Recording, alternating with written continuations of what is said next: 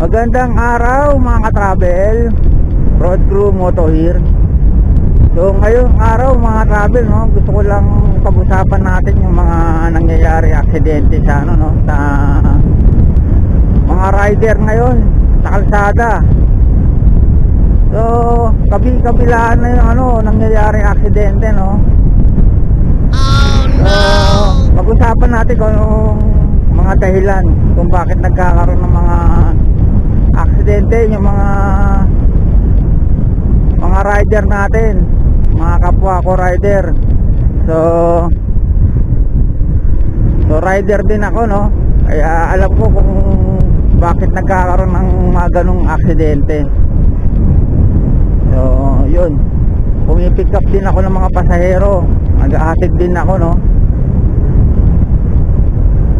So yung mga bagong rider, sana gusto ko lang na i-remind sa kanila na wag po tayong masyadong maghahabol sa incentive o sa pera, kasi dyan po nawawala yung safety ng natin, ng mga pasahero natin.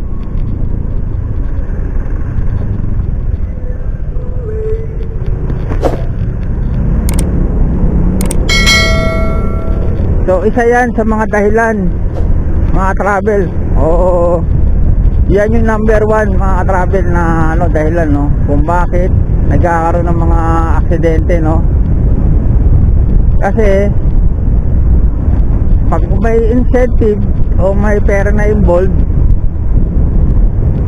hindi ka na makapokus sa safety mo, saka sa safety ng pasahero mo. So nakapokus ka na lang sa mga kuha mong incentive o pera, no. Kaya sige, bakbaka ng bakbak, pero nawawala na yung focus mo sa safety, o sa safety mo at sa safety ng pasahero mo. Dahil lang iniisip mo yung kikitain mo. Yun ang naka-mindset pag merong mga incentive na ganyan. Hindi naman masama magsipag para makakuha ng incentive, pero consider mo rin yung safety mo at safety ng pasahero mo. Baka yung incentive na makakuha mo, may katiting lang yan sa gagastusin mo. Kapag nasira ang motor mo, na hospital ka, pati na rin ang pasahero mo. Kaya wag po tayong masyado mag-focus sa incentive. Pag-focus po tayo sa safety ng pasahero natin, lalong-lalo sa safety mo. Kapag ikaw na aksidente, nasira ang motor mo, mas lalong malaki ang mawawala sa'yo. Dahil hindi naman sasagutin ng kumpanya mo o yung pinagbabiyahe mo na kumpanya ang motor mo. Pag nasira yan, wala silang pakialam dyan. Lalong-lalo na sa'yo. Siguro may makakuha ka, pero paano kung baldado ka na, di ka na makabiyahe? Wala na, di ba? Kaya number one na ingatan mo yung sarili mo. Pag nadisgrasya ka, nabaldado ka, o ano nangyari sa'yo, kawawa ka, pati pamilya mo. So yun lang mga travel, no. Yun lang ang gusto kong i-point dito sa mga nangyayari aksidente sa kalsada, no. So meron akong video mga travel, kawawa yung passenger mga travel, pero yung rider walang kagalos-galos.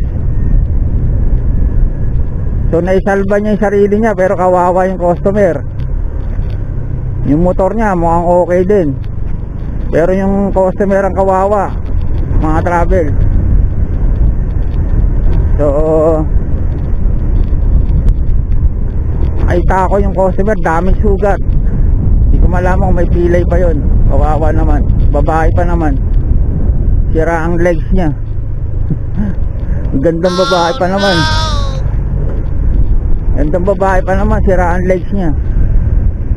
Dahil sa ano, yun na nga. Dahil sa hindi nag-focus sa safety ang rider. O yung driver ng motor. So yun ang sinasabi ko, no. Pasok ng pasok, wala nang safety. Basta makakuha lang ng incentive.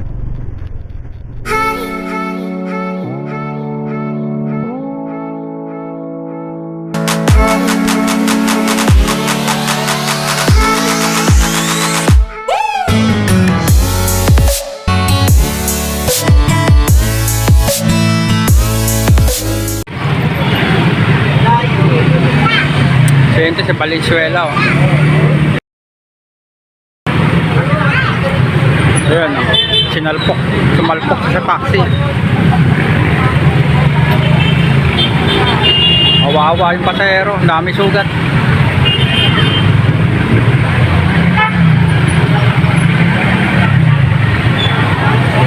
Yung taxi, wasak yung ulahan.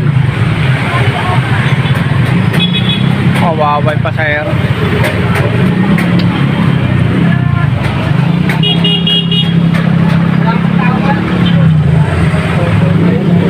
Dami sugat naman, kawawa.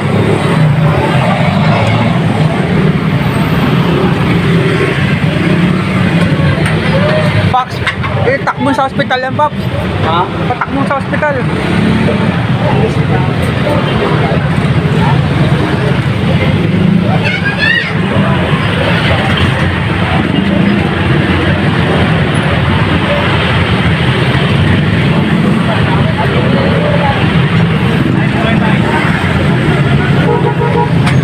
Dapat di mo muna ilalis dun eh. Sino ba bumangga sa inyo? Taxi. So, dapat di mo ilano. Punta mo yung taxi. Kasi sasagutin niya yan. Nakasala kami. Ha? Diretso kami.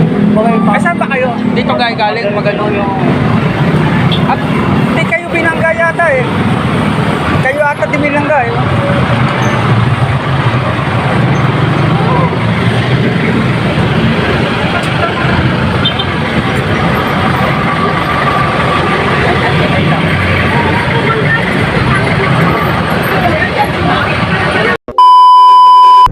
Yun na nga mga travel, no.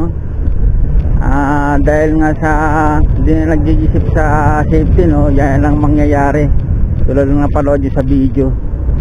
So pasok na yung taxi, kumounter flow yung rider. Tinamaan niya ngayon yung pinaka bumper ng ng taxi. Nakita naman niya, huminto lahat ng sasakyan. Siya dumiretso pa rin, kumounter flow pa. Ayun ang nangyari sa kanya.